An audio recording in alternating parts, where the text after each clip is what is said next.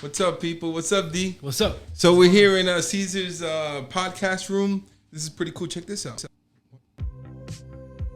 You like that, right? Let me let that music play a little bit. I'm feeling like the Breakfast Club right now. I'm feeling like Howard Stern. Funk Flex. Funk Flex. What's up, New York? What's up, New Jersey? Yo, la mama. Anyway, let's talk about real estate. But that was fun. I like this. And I'm gonna come here and goof around. How to make money. What's up, people? Dom Sr. here. Welcome to the Multifamily Investing Podcast, where we talk about everything real estate related. Please join us. Hope you like it. So what's up? What's going on? How's business? What are we working on? What are you seeing? What's good? What's bad? What's working? What's not working? Main priority right now is working on Hawthorne permits, the Connecticut building, and then the new Monroe project. So let me go back, people. So on the Hawthorne Deal, and closing 28th Street. Right. So Hawthorne Deal was a pain in the ass because it was a small town. We got an outside architect where didn't understand all the documents that were required to get the local permits, and then we had to drop him and get somebody else. And then we're doing it. Hopefully we can wrap that up in the next couple of days, and we can knock the house down and start all the construction. The second project was what? Connecticut. The Connecticut Deal. I bought a property that's like 2.5 hours away, 2.5 hours away, 2.5 hours to get back. So when you go over there, your whole day is shot. So the ultimate goal is to renovate that house or building, whatever it is, and let's get out of there. That's too far for us. So people, when you're going to buy a house or a building, make sure that it's not too far. Yeah, it's definitely far. That's a trip. Yeah, I mean, it just kills your back. So we got a good deal on it, so I don't mind. And then we have to get like a local person to do the renovations. We got somebody, a local contractor that we really trust that's good, and he's going to handle everything because none of our guys wanted to go. No, it's too far. It's 2.5 hours. And actually, I did the video, the one I shot with Caesar. Right. That was the first one when I had the list of 24 to 48 hours. But, right. Luckily, I've been in contact with them, and they've been cool. Yeah, so I mean. That's a trick. Like, when you see the inspectors and you see all the officials you have to be super cool with them. And then every time you do one thing, just give them a call. Because then they'll kind of they know you're working on it, and they lay off. So you have to be in constant communication with them, at least update once or twice a week. Well, there was a reason for that. The reason for that was after that whole Surfside thing in Florida, all the inspectors were on a high alert. So if your property wasn't looking right or it was on a radar that something needed to be done, they were they were proactive. Actively trying to get you to square everything off, and like you said, just start working on it, and then give them updates. And then I think the budget on that deal is like $100,000 for renovation. So I'm ready. I'm getting ready with the money, or I'm ready with the money so that we could make that property look beautiful, and then hopefully sell it. After the year, so that we won't get short-term capital gains. We'll get long-term capital gains. So that's what we're working on. What was that other deal you said? Closing 28th Street and then Monroe. Oh yeah, 28th Street, new construction. That was pretty cool. Tell us a little bit about the. So we finished the house and we needed to get sewer and water connections. Tell us what happened with the water connection. Yeah, water, sewer. Oh, so they were asking for a bond surety, and it's supposed to take 72 hours, but for some reason it took 3 months. 3 months. Yeah, it took a long time. So once we finally got that in, we're good to go. But yeah, it's the first time we actually did a sewer connection, and that was surprising that it was $10,000. Right. So the sewer connection I was wow. is when you flush your toilet. If you don't know what the sewer is, you flush your toilet, goes down the sewer, and I think that was $5,000. The water connection was $5,000. Right, and then we got the permit. It was $5,000, and the permit was $800-900. We're like, oh, we're good. Then when we went to the water company, they're like, oh, that's another $5,000. We were like, wow. Right. So okay. I think between all the fees is $11,000, and then we have to hire a police officer to when we open the street.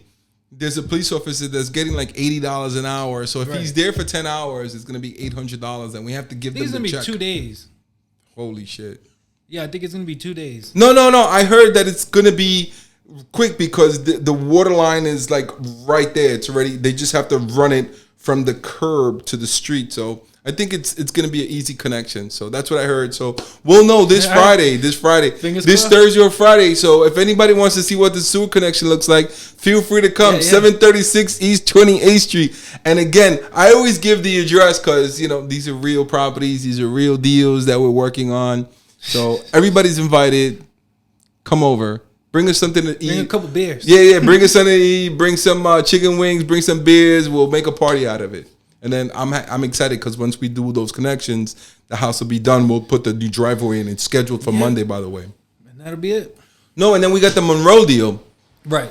Monroe Deal. So the Monroe Deal is pretty cool. We bought a piece of shit property on an unbelievable piece of land. We're waiting for the assessment to come in. I can't wait for the assessment to come in. It's being assessed by this company called Cushman and Wakefield, big commercial company. They're the experts on commercial properties. I am not an expert on commercial properties. Right. I specialized in 2 to 4 families, but we're looking to graduate now into the $3 million mark. So we're buying properties up to $3 million. Obviously not one families, but multi-units. So if anybody has any deals up to $3 million, we can go up to $3 million now. So if you have anything, please, send it, to us, and then also we'll get you a finder's fee. So that's what we're working on. But it's always good to check up on what's going on. And then the other thing I wanted to talk to you about is, the reason I wanted to get out of the 1 to 2 or 3 family houses is because the competition is so crazy. So if houses were going for $250, now they're going for like $400, which is $150,000 more than what we were paying for like 2 years ago, and that's the profit right there. Right. I agree. The barrier to entry, I believe they call it, is low. Right. So it's kind of easy to get into the market, whereas you kind of have to ascend a little bit. So whereas a person who's just starting is not going to be able to get there, because we had talked about that like in banking. Right, there's like a climbing ladder you have to go through, and it kind of starts like that with houses too. You have to go up the climbing ladder. Right. So if you have a house that's like, say, a 2-family house, you probably have like 100 buyers or more, probably more now because of everything that's going on. But on the $3 million mark, you probably have like 10 guys or 20 guys, and it's just too much. And the other thing that I'm cool with is we're willing to go into the tougher areas. And they call those D properties where they're not as nice. But we're cool with going into the tough markets where I know a lot of investors that have a lot of money. They don't want to go to those areas because those areas are challenging.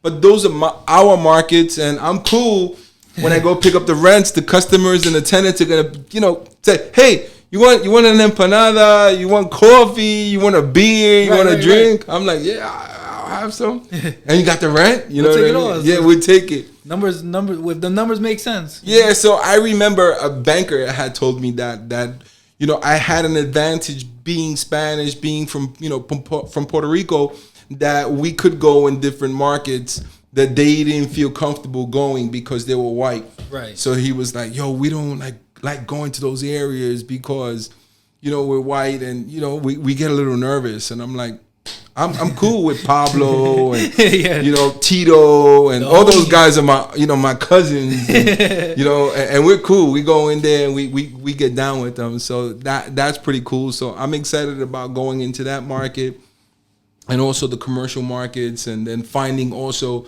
tiny houses on oversized lots. We could do something with that as well, but definitely not overpaying for these 2 to 3 family houses, because no, it's too much work. You work for like a year and then you sell the property and it's a break even, so you didn't do shit. Right, break even or small profit these days, just because your cushion you have to be perfect. Everything has to run smoothly, and things are not smooth. And and the other thing that's not smooth is the whole system, say the banking system or the court system or the judicial system. Just everything, right? The towns where you need a permit, you need something from PNC&G. People are still operating on, this whole COVID. Right, that's another thing, right? PNC&G takes 2 months just to come out. It's like right. So a lot of people use COVID. people weren't going to work. My cousin got COVID. My sister, the dog, got COVID. So people were using that as an excuse, and now they're using it again for this whole COVID thing, you know, with this new Delta. So let's see if that slows productivity, and they're talking about closing some of the shops again, and shutting down some of the government and town offices. And I hope they don't do that. And if they do, I don't care.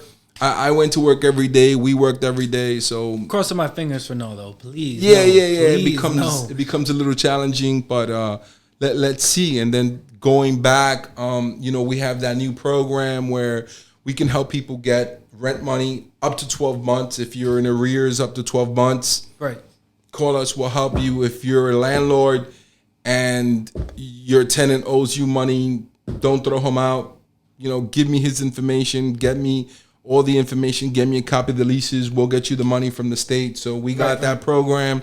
So in addition to helping us, you know, ourselves in growing our business, I'm willing to help a tenant and I'm willing to help a landlord. Obviously, I'm going to charge you a fee because we got office expenses, but it's such a small dollar amount. Like I'm getting somebody like $20-something thousand, and I'm only going to charge them, I don't know, like $1,000 or $1,500 or something like that. So who cares if you get a check for $20,000 and you give me $1,500?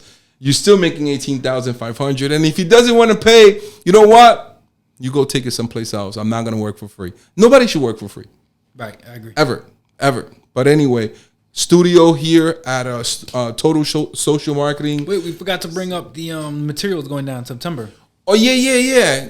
That's great news. Yeah, well, I saw that lumber prices went from $500 all the way up to like $1,600, and then they came back down to like $500-$600.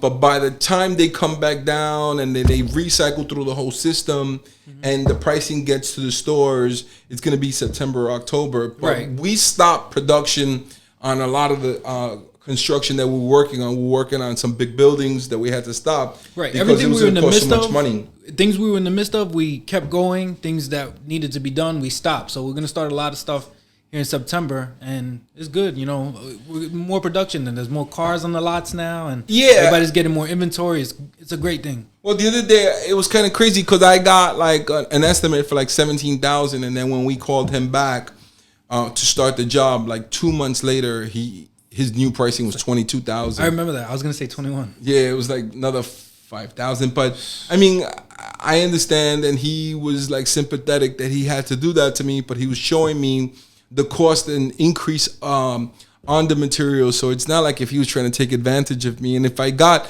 10 different quotes, it'll probably be all within the same price range. Plus, I have an existing relationship with him. I trust him. I trust him and his son. They work together. So, you know, I want people to make money. I don't want to overpay, but I don't want to underpay. So I want it to be fair for all parties, and that's the goal. But, you know, we're going to be doing some more of this stuff. And if anybody wants to come in and talk about their business or ask me any questions or ask D any questions, come over. Our doors are always open. We're here. And we're, you know, like, doors are always open, and you get to meet Caesar and the rest of the crew. You get to see the studio. Yeah. And hopefully we'll continue to grow the way we've been growing over the last couple of months. But good talk. All right, D. Thank you always for all your work. No problem. And bring the baby in so we can work. We got a 9-month-old that we want to. We want him to come to the office. We want him to work. He's next. Yeah. By the time he's 7, he's gonna be working on like houses. So buildings. He'll be on buildings. Yeah. That's true. We are graduating from houses to buildings, so he's gonna be at the building. So we're excited about that.